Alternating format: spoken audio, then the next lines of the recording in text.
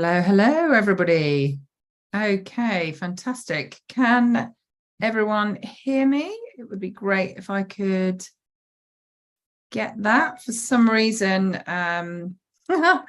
in my very tech way, we had randomly not set up the room or whatever. But anyway, all seems fine. So we do seem to have some people on here, so that must be all right. I've just had a thumbs up. Oh, look, we've got some brand new thumbs up things. Okay, fan Debbie Dozy. We're good to go. I can breathe a sigh of relief. I think we're up and running. Anyway, I love a bit of Monday excitement. So welcome. Now, I'd been sort of thinking about, I like to do these sessions really to answer the needs that I see out there. So I do lots of coaching. I absolutely love it. And inherently, time and time again, similar things come up. And that's totally natural, isn't it? Because we're all human beings. And, generally, we come across similar issues, and pulling all ourselves and our heads together, we can usually find solutions to them. So one of the big ones that I find is people come into property, so they may have read a couple of books. They'll often start with Rich Dad Poor Dad, and then they might move on to multiple other, there's so many, and multiple streams of property income, all of these kind of different books. And they get really excited, and then quite often they'll buy a course, and that's generally let's say a couple of a couple of £100 course, and then suddenly they're investing in thousands of pounds in a course, and then they've got all this information and they're totally overwhelmed. They don't really know which way to start.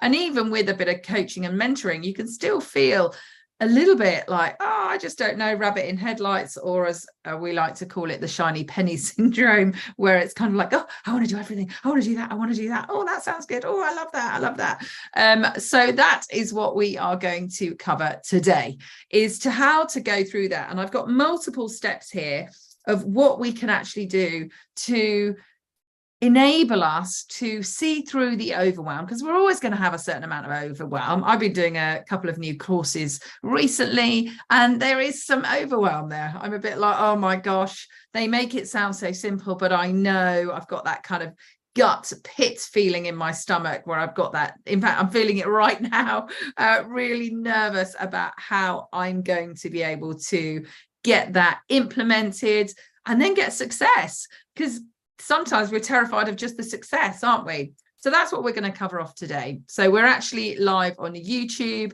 and we're here on Clubhouse.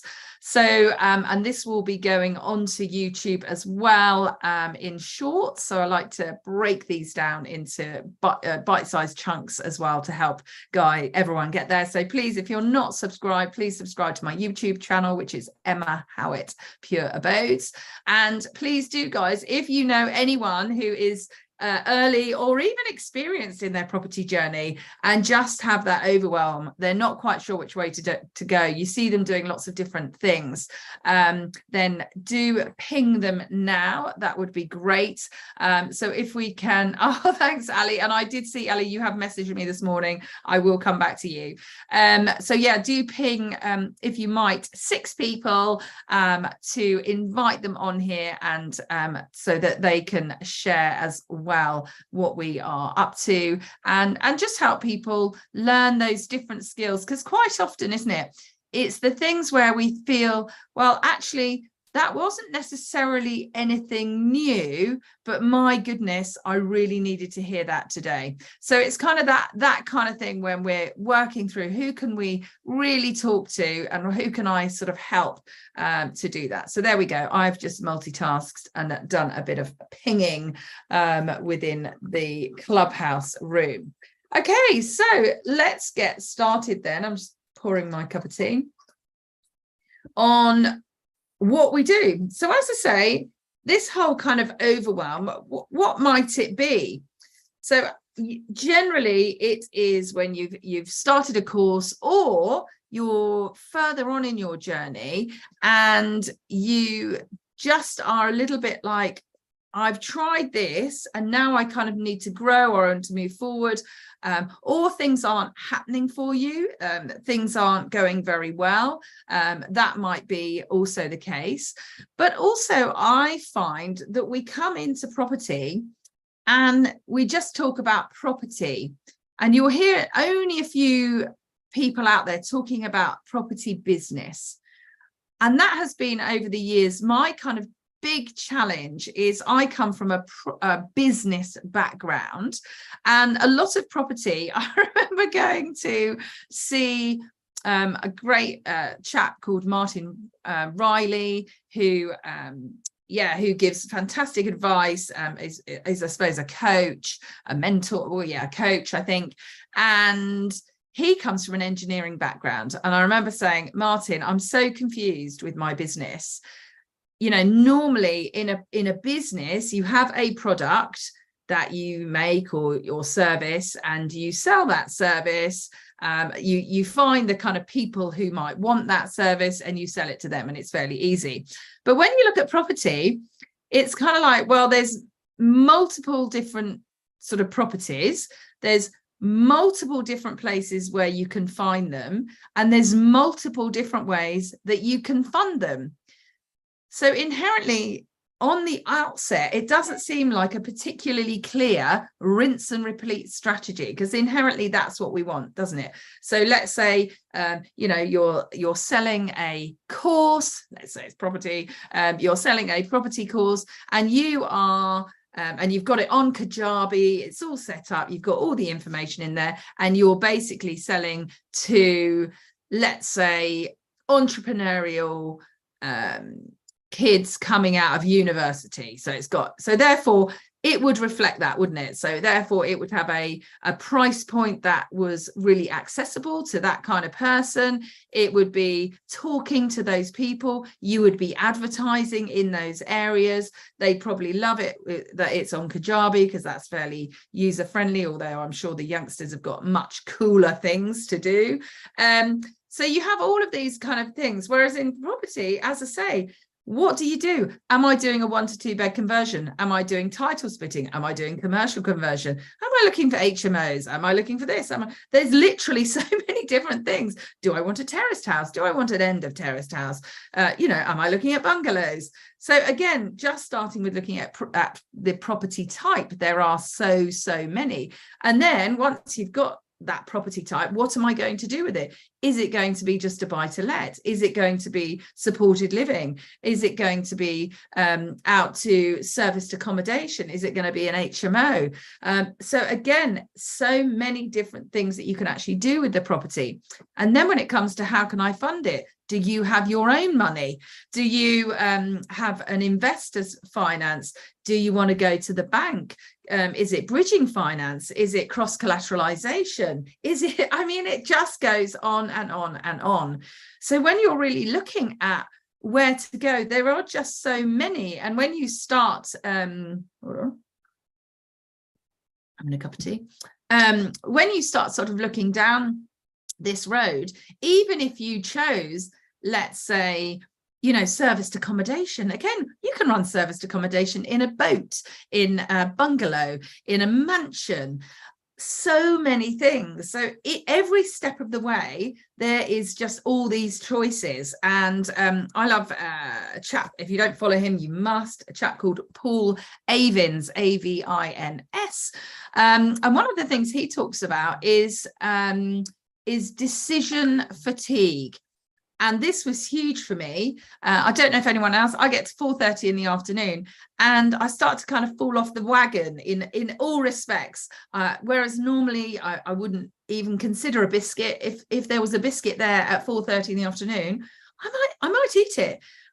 If I am really head down trying to do a project at 4:30 in the afternoon, I'm really struggling. And that's because quite often, especially if you're a mum, no disrespect to you chaps, but generally we think about a million things a day. And by that point in the afternoon, you've had so many choices, so many decisions that you start to lose that ability to make a decision. And that is how it comes with all of those elements of a property business. Where on earth do you start? How do you know it's very good? You'll do an SA course, you want to do that. You do an HMO course, you want to do that. Somebody talks about social housing. Somebody talks about supported living. And you're kind of there going, oh, well, I tried to do rent to rent, had 5 no's, so I better try something else. So it's really key when we're in this kind of overwhelm. I hope everyone can feel my overwhelm. It's, we must start thinking through, but where do we start? Okay, so the simplest way for me to see how people are moving forward and where they're going is I immediately, when I have somebody that I'm coaching, I literally look and see what is their goal. Okay, so simple as that. What is their goal? And generally, the goal will say something like, I want to be financially free, or I want to have, 5 properties. So it's always very generic. So what is financially free? Well, that means, to me, financially free is going to be very different to somebody else's financial freedom. Some people want, £100,000 a month, and some people are happy with £3,000 a month. So being financially free is totally different. So I always say go for your financial goal, and quite often you'll have people who want to sack their boss, they want to get out of their job, don't they? So if that's the case, then they can start really thinking about, okay, well, what do I earn net now? And that is the figure that I'm looking for. And generally it's always advisable to go for double what you take home pay, because obviously there are, you might have a property that's had a flood or something and you're not earning from it. So yeah, you always want to make sure. So this is where we start thinking about what that financial goal might be. Now, generally, you'll have anything, as I say, so replacing your income, but a lot of people seem to throw out this £10,000 a month. That seems to be what fits for everyone. But for some, that'll be too far. And for others, that'll be way too low. So really sit and think about your financial goal and how that works for you. Because if £10,000 is just too far a jump for you, don't go for that. Go for 3,000 or 4,000 or 5,000, whatever it is. But again, if 10 grand is too low, go for 50, 60, 100, whatever it is for you. Okay, so what will that look like? And this is really key. And will take just a couple of moments on goals, because most people go over them. And again, I was speaking to Paul Merrick, and he, again, last week, we were speaking about having that emotion around what you tell yourself. So if you literally say, I want to earn 10 grand and there's nothing there, it's like verbatim, you're just saying that, that's never going to get you anywhere. Whereas if you say, I'm going to earn 10 grand, and suddenly in your head, you see, a lovely new car, maybe it's, I don't know, BMW, maybe it's a Mercedes, I have no idea, not really into cars, maybe it's a holiday. I can visualize that. I can really visualize the whole family, walking in the airport, walking out, getting on that plane, that excitement. I can feel it now. You get off the plane at the other end, and when they open when you walk out of the plane and you have, well, for me, it'll be a hot country, and that heat hits you and you're like, wow. So that feeling, how are you feeling? What will your life look like? Will your kids, would you send them to private school? Would you buy them, I don't know, a property course? What would you do? What would you do with this money, and what would your life look like? And the main thing that I think is really powerful is just imagine, okay, so tomorrow morning you wake up and you've got, automatically, or as automatic as running a property business is, but let's say you've got enough properties that bring you in generate a monthly income of 10 grand. So what will your life look like? And take into consideration, we're not giving up our job to take on another job. You would have automation, you'd have systemization, you might have a, letting agent, you might have a management agent looking after your property, whatever it is. But imagine what your rich life, I hear people say, what would that look like? So when you open your eyes and you stretch out and you're thinking, what am I going to do today? What are you doing? and really, really spend time in that. And I call it, well, I don't call it, but it is called imagined reality, and it's incredibly powerful. And once you start feeling what that is, what that experience is, another question that I ask is, where are you feeling that? So for me, imagining jumping off that aeroplane, it's in my stomach. But for some people, it's in their chest. And for some people, it's in your head. So where is it? Think about it now. Where is that excitement, that feeling, that emotion? Is it in your stomach? Is it in your chest? Or is it in your head? Now, wherever that is, that's where you need to start thinking and being. So as much as you can, spend your time in that imagined reality. Now, minimum you should do it is 5 minutes when you wake up in the morning. Literally spend, just literally close your eyes and imagine. Now, the story, imagine it as a story. Imagine it as your film. Imagine you are the star of your film and you're watching yourself leading that.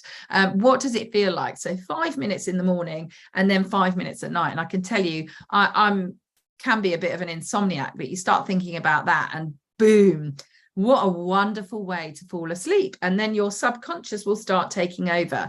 And the more you think and you live in this imagined reality, you will get there. So think of the Wright brothers. Okay. Do you think they sat there thinking, oh, I'm never going to make it. I'm never going to get into the air. I'm never going to fly. And people literally thought they were nutters. They were nutters. I mean, who would have thought that you could just, climb into the sky? It was impossible. So whatever you're thinking, it might feel impossible to you, but it is not. If you live in that, if you live in where you want to be, your subconscious, your whole being will work you towards doing that. And that's where you get things like people talking about serendipity. Oh, I had this thing and somebody, cropped up and that was amazing. It was exactly what I was looking for, or this course came up, or so. But be open, guys. You've got to be aware when these snippets come to you, because quite often people that aren't successful and don't get there, they've had all the opportunities, they've just ignored them or not accepted them. So be aware not to lose any of those. So once you've really got that and you know how you're going to feel, then live in that. Okay, so that's the first one, get that goal. Then the second one is, and we're going to have 5 plans really, so the first one's goal, and the second one is your mindset. Wow, guys, I always thought, having gone quite academically, so, normal private primary school, I was told that I needed to pass my 11 plus. So I worked quite hard, moved past my 11 plus, went on to grammar school, went on to university, went on to, oh God, the dogs are going mad, went on to work for a big blue chip company. So I worked for L'Oreal, where all they did was so much training. It was amazing, absolutely brilliant. So I just thought, as long as you know stuff, you'll be successful. But for some reason, that didn't really necessarily work. Things would work to a certain amount, but not really. And since I've come into the property world, it's really become clear. And some people say it's as small as 5% strategy and 95% mindset. Now, whatever it is, it doesn't really matter. But take it that it is a massive portion that is on our mindset. So you can fall into 2 camps. Generally, you can have a really positive person that they're like, yeah, no matter what, I'm just going to achieve it. And I'm just going to, they just seem to knock over any issues, don't they? Or they hit a big roadblock and they just go around it. Whatever it is, nothing stops them. They just seem to be completely impenetrable to any issues. And then you have other people who, it's kind of like, I just don't think I'm ever going to achieve anything. They make one phone call to an estate agent, they were a bit rude, and then they don't do it, or whatever it is. But there's always these kind of issues. And inherently, what we need to do is not complex, okay? And pretty much everything that we need to do is easy to do, but equally it's just as easy not to do these things. So I've got a couple of books to recommend to you. So one of them is called The Millionaire Next Door, which is by Thomas Stanley and William Danko. So if anyone is at hand, I'd appreciate it if you can write that in as I'm multitasking here. So The Millionaire Next Door, that's by Thomas Stanley and William Danko. And that is all about basically what millionaires do compared to what normal folk do. And it's as simple as things like, I don't know, and again, I'm just spouting some numbers, it's probably not correct, but you know, the average millionaire might watch an hour and a half of TV a day, and a non-millionaire watches 9 hours of TV a day, something like that. So again, could we switch the TV off? Is that hard to do? Of course not. It's really easy to do. Could we do something else instead of watching TV? Absolutely. Could we do a course? Could we read a book? Could we do all of those things? And then, so I'll write that in. So The Millionaire Next Door by,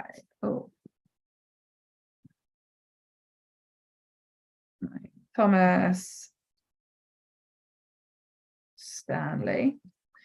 And then the other one is Secrets of Millionaire Mindset. So I think more Secrets of Millionaire Mindset by Harv Eker. And that's another really, really fantastic book. So what these books do is they kind of really highlight to us what exactly it is that it takes. What are the behaviors, of millionaires? What do they do? What is different? And remember that for some people, you know, earning, let's say £18,000 a year is their norm. And to jump to earning £50,000 a year or £100,000 a year or £250,000 a year, you do actually have to change what you do.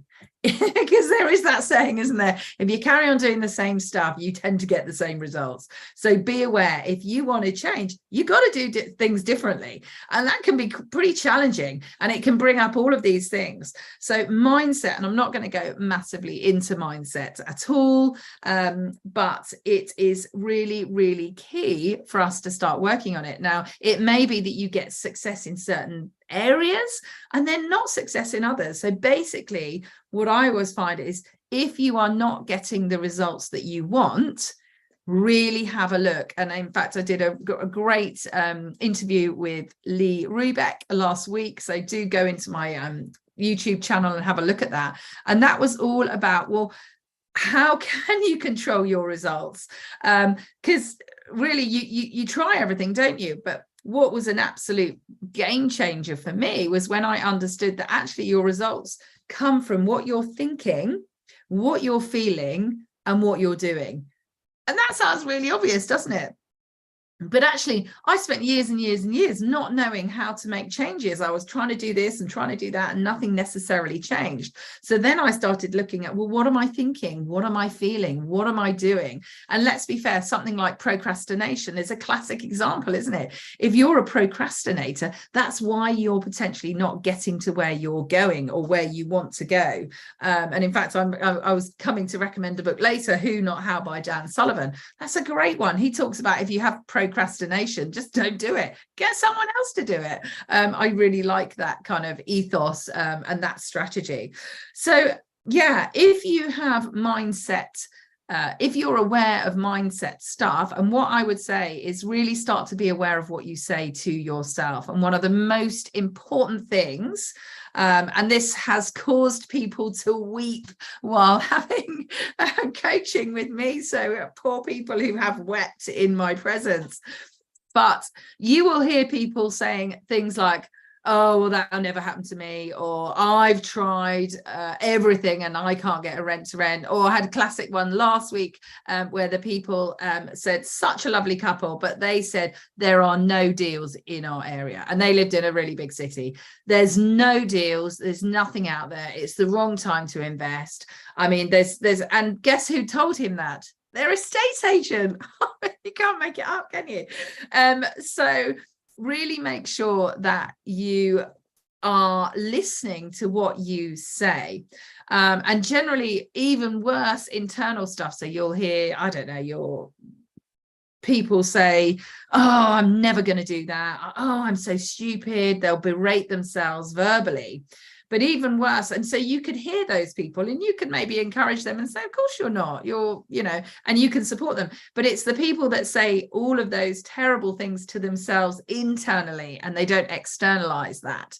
Guys, if you would say that, would you say those things to your kids? Would you say those things to your granny?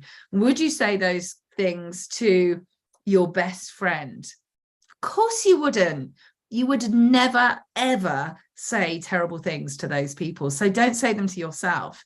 And that always seems easier said than done, but listen to yourself, okay? And really understand that is, you know, really, really important to listen to what you say to yourself. Sorry, just having tea.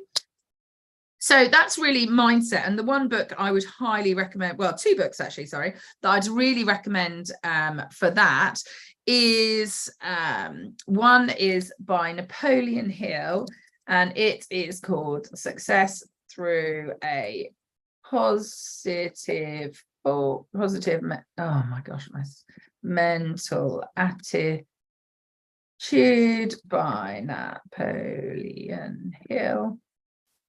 Unbelievable. I think for me, and again, books affect people in different ways, literally a life-changing book for me. So much stuff in there. It's really old. It talks about, like, in the olden days, all of these things that we think are new and different today. And I can see somebody in the audience who's recently read it as well. So I know that she said it was, you know, really great, but it's just brilliant. And don't just read these books, guys, study these books. So I'm literally studying a book at the moment, and I'm literally, you know, I'm there writing in it. I'm, you know, putting down the pages, really, really understanding daily and reading a couple of pages and actually doing the work that is required with those books. It's very, very important. So that's the first one. And then the second one, and I was pretty excited when my daughter started at her new school, they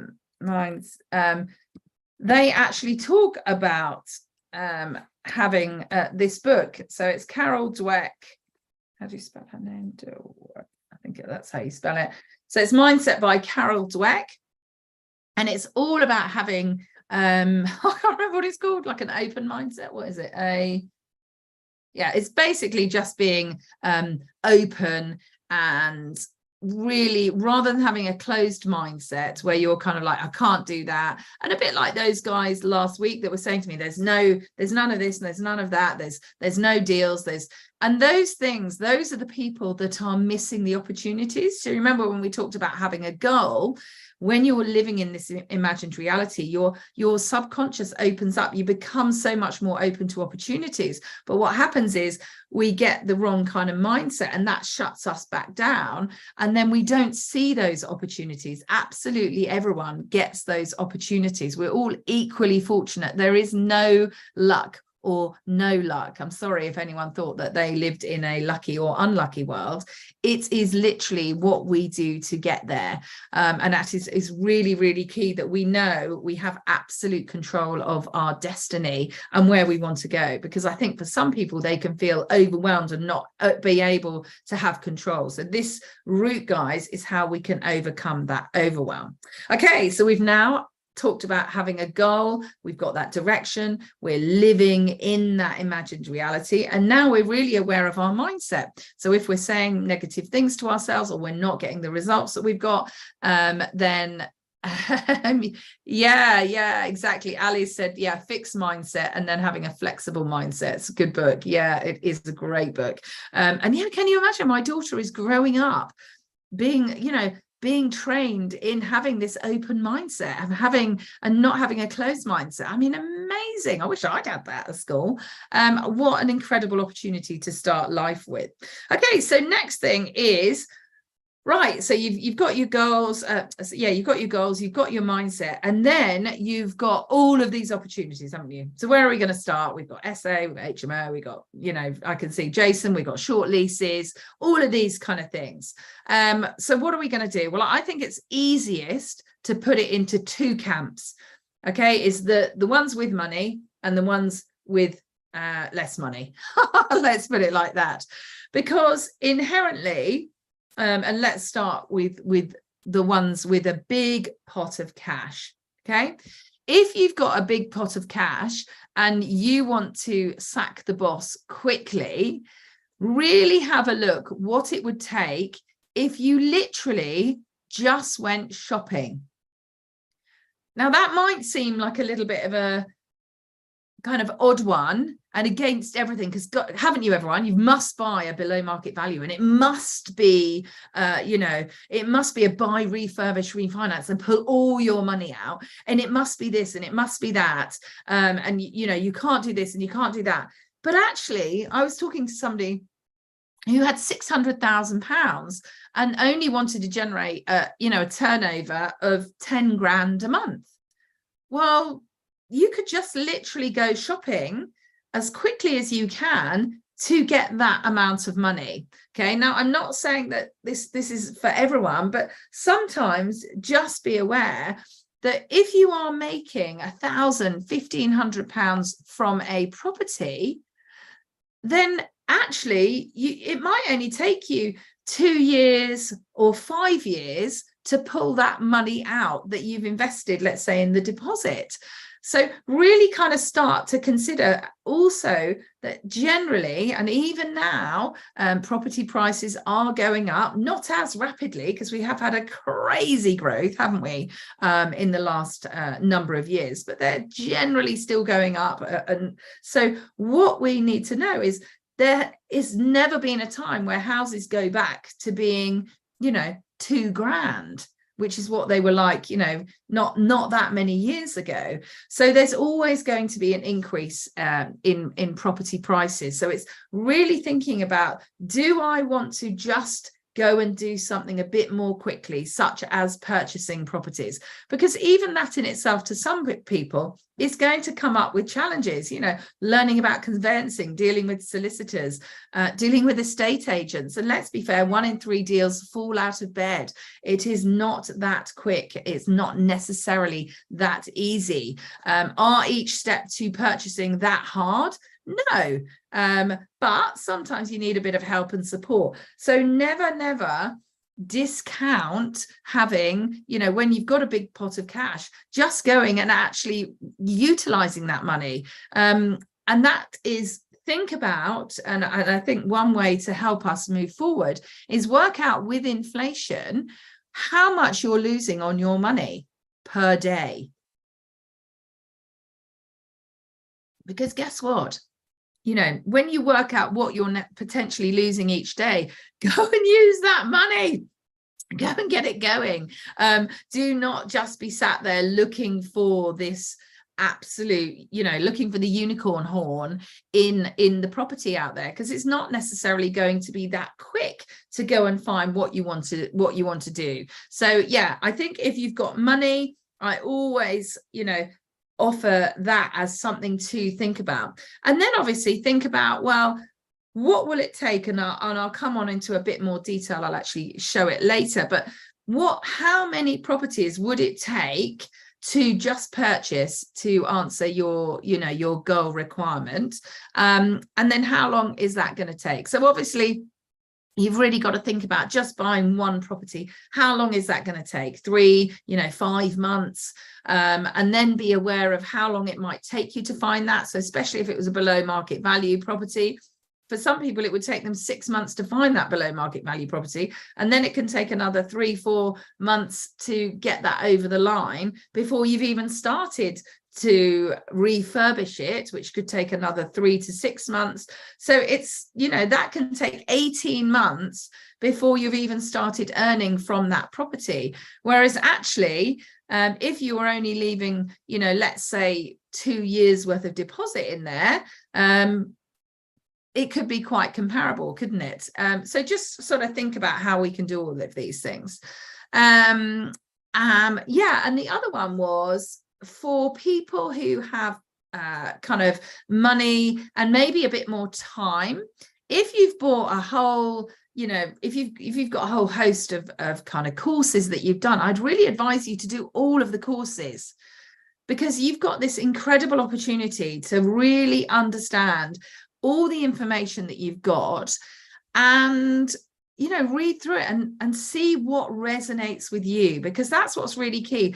I think when you're sort of without money, or you've got less money, for instance, you don't necessarily have a choice. So I'll talk through that in a minute, but I didn't have a choice. I literally just had a few things that would enable me to move forward when I started with property with not that much money. So for you, if you've potentially got money and time, I would really advise you to look at absolutely the core, the kind of core strategy that really resonates with you, because we want to be doing something that we love. Because once we're doing something that we love, it's not a job anymore, is it? It's something that we've really we've come on board, we're really enjoying it. It's going to be just a lifestyle then. And you'll hear so many people who talk about the fact that they work really hard, but they don't consider it to be work because they love it. You get people that go on holiday, don't they? They take their families to places and they carry on doing a bit of work. Now, is that bad? No, not necessarily. I actually think if you really love what you do, you want to keep having that as part of your lifestyle. If you really need a break from it, then of course you must take a break from it. But let's not follow what other people tell you should do. Just do what you feel you want to do and what works for you. So again, take that time to learn as much as you can, so that you really truly understand what resonates with you and what kind of property business will work for you. And then once you've chosen that, go back to the goal, go back to the mindset, and do that until successful. Okay, don't do it for 3 weeks and have a few knocks in the road and think, oh, this is not for me. You've just done all this research, you've just really understood where you're going. So stick with it. Keep going, okay, until you're successful. And that's where it's really important to be in communities like this, to have accountability partners, accountability groups, to go and attend lots of networking meetings. Now, if you need the support, I would be going to more property networking meetings to really find people who think like you, who have walked the path before you, because it would be highly unlikely that there isn't somebody else who's done what you want to do and have done it extremely successfully before. So, okay, so D, we haven't actually touched on that. So we'll come back to time as well.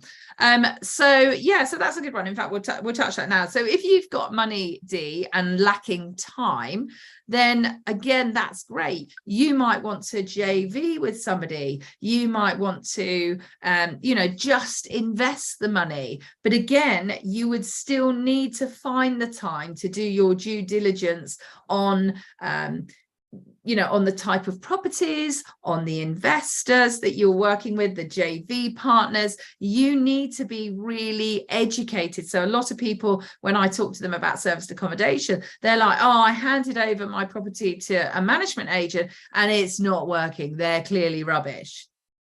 And then I go and check the saturation of that area. And like I had one last week in Liverpool last week, there were 345 properties empty, I think on like the Thursday, 345 properties empty. I mean, what's the management company supposed to do? Perform miracles? I mean, there's a lot of saturation there.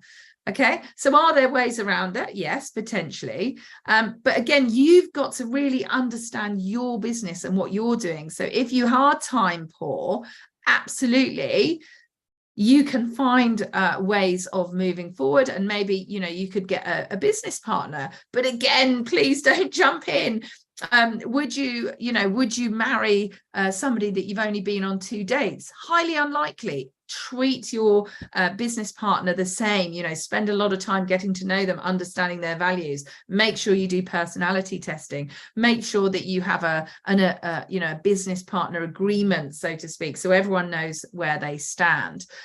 So I hope, Dee, that kind of gives you a few ideas on how to do that. So we've talked about goals, we've talked about mindset, we've talked about if you have money.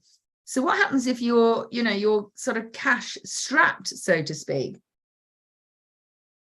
So you haven't got as much money. What might you do? Well, I actually think having no money or not very much money is fantastic, okay? Because it makes you really creative. I actually find that when there's a lot of money around, we can be like, oh, I don't really know what to do. I don't want to get it wrong. Whereas really, when you have limited resources, it makes you very creative. It makes you kind of think of new ways of doing deals, of having all of these kind of different thought processes, who to attract, who to follow, what have other people done, and you become incredibly creative. But inherently, if you want to start quickly and move forward, I mean, there are others that you can do, but for most people it tends to be rent to rent or deal sourcing. So that tends to be where you're at. So you could do rent to serviced accommodation, which again, guys, remember that is a hospitality business. Okay, so you haven't got property, you haven't bought property.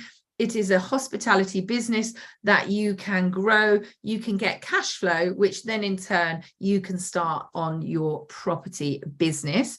You could do rent to HMO, house of multiple occupancy. And again, that is a business because again, you don't own it. But both of those are really great ways of getting into this world of property. And then deal sourcing, sort of deal packaging, is something that you can do with very little money. You can really become an expert in that area. And what a great skill to really understand an area and find fantastic deals and work with investors. I mean, it can be a massive growth curve to really kind of help you on your way there. So with those, again, remember what we were talking about is really think about what resonates with me. Now, as I say, you can do other things, but those tend to be the quickest to get, quickest route to market, so to speak. So yeah, that's what I'm just mentioning here. So again, with those, for me, I felt very uncomfortable. I was totally new to property and deal sourcing just seemed a step too far for me.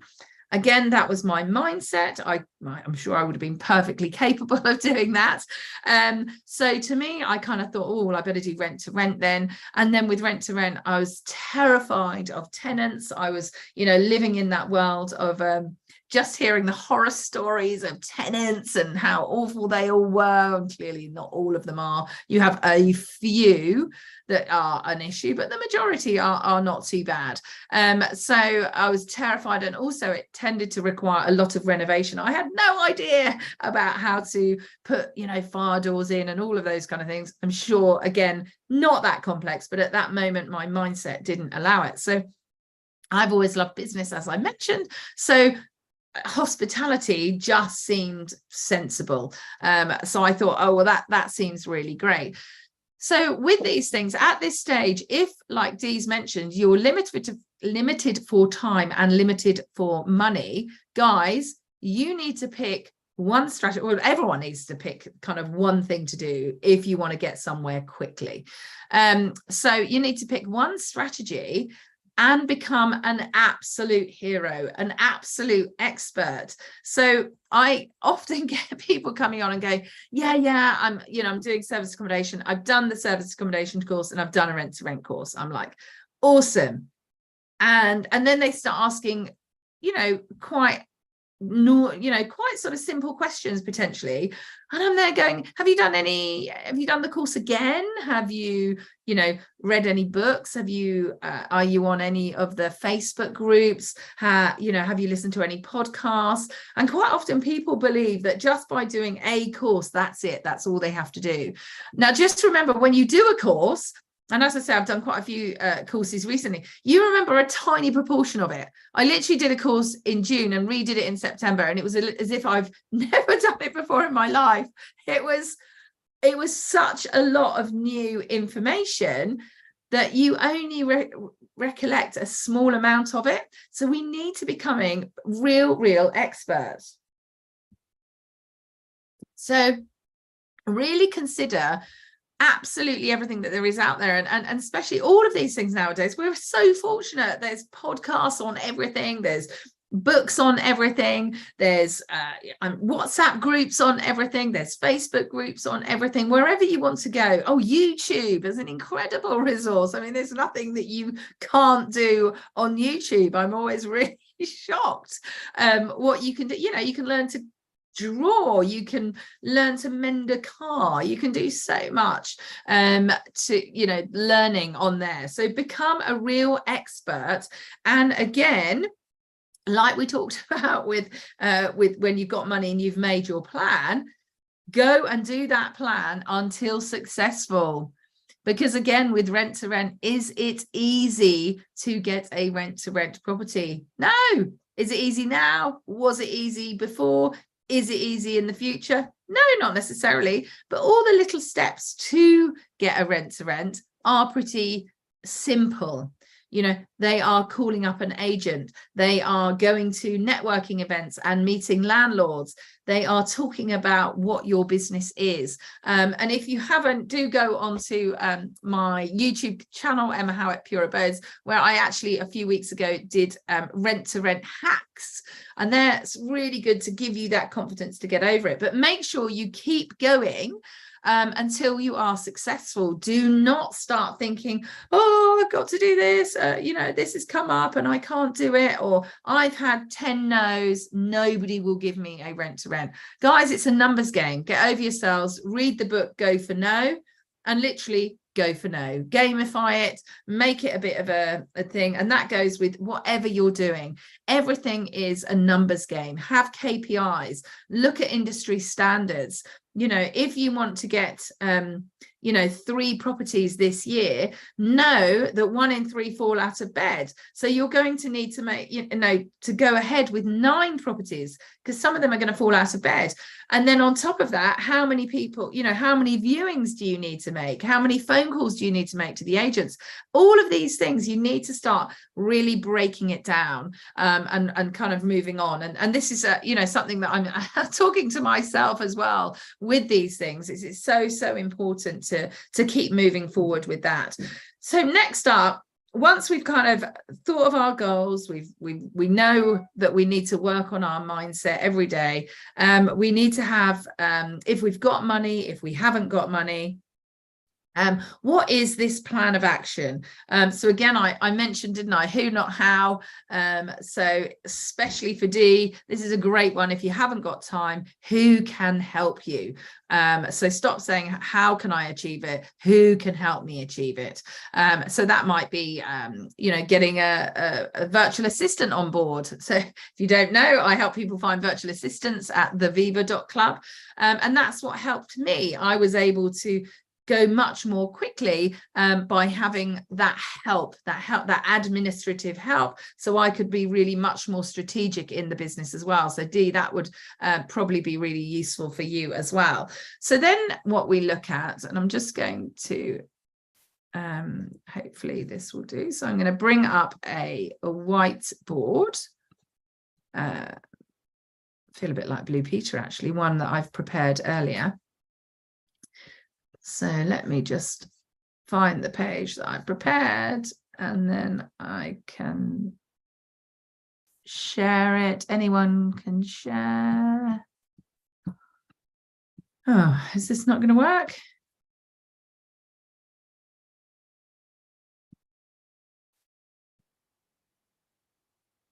Sharing your screen will close the whiteboard for everyone. Oh, so I believe that I am already sharing my screen, so that's handy. So what I've got here, guys, is for those of you who are on Clubhouse, I've literally got just a very simple page, and at the top it is got 10 grand goal per month, so just an average what a lot of people want to do. And then the type of deal and the number of deals, because remember, we need to get these KPIs going. So the more kind of we just go out and randomly say, oh, I'm just going to get a rent to rent, you know, generally you'll have people that have, let's say, 40 no's before they get a yes.